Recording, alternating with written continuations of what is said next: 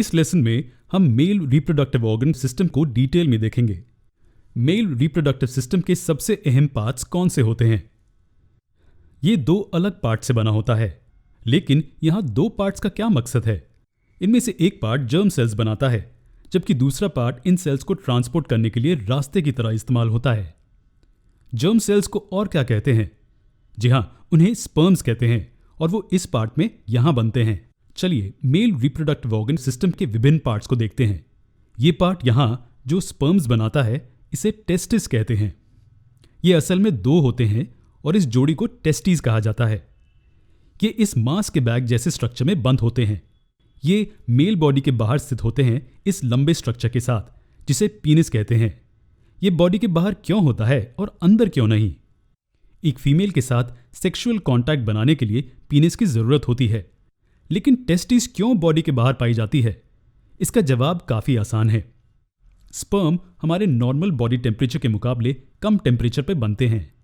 Normal body temperature पे sperm नहीं बन पाते, इसलिए टेस्टीज मेल बॉडी के बाहर होती हैं।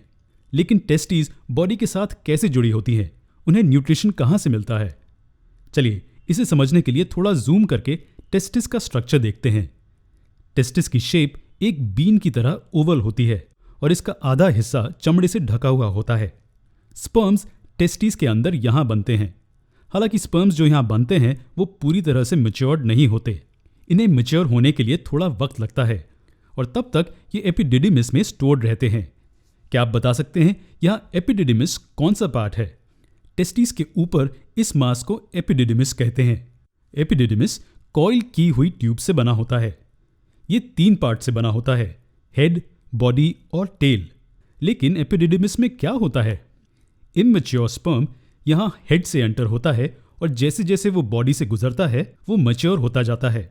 जैसे ही वो पूरा मैच्योर हो जाता है उसे टेल में स्टोर किया जाता है उसकी ज़रूरत पड़ने तक। टेल में स्टोर होने के बाद स्पर्म कहाँ जाता है? वो पीनिस से बाहर कैसे निकलता है? हालांकि टेस्टिस बॉडी के बाहर होती हैं, लेकिन ये बॉडी के साथ जुड़ी हुई होती हैं। लेकिन ये कैसे मुमकिन है? यहाँ टेल से एक पाइप जैसी ट्यूब शुरू होती है जो एब्डोमिनल कैविटी के अंदर तक जाती है। ये आगे बढ़कर यूरिनरी ब्लैडर को घेर लेती है और ब्लैडर के पिछले हिस्से पर उतरना शुरू कर देती है। ये ट्यूब कई ब्लड कैपिलरीज और आर्टरीज से घिरी होती है जो टेस्टिस को न्यूट्रिशन देते हैं। इसके बिना टेस्टिस बॉडी से अलग हो जाएंगी और इनमें स्पर्म्स नहीं बन पाएंगे। इस ट्यूब को क्या कहते हैं? इसे डक्टस डेफरेंस या वास डेफरेंस कहते हैं। स्पर्म के एपिडिडिमिस से निकलने के बाद क्या होता है? खैर, ये जिस हालत में होते हैं वैसे ही बॉडी से बाहर नहीं निकलते। इसे बहुत लंबा रास्ता तय करना होता है और इस रास्ते पर इसमें कई सारी चीजें मिलती हैं। ये हम अगले वीडियो में देखेंगे।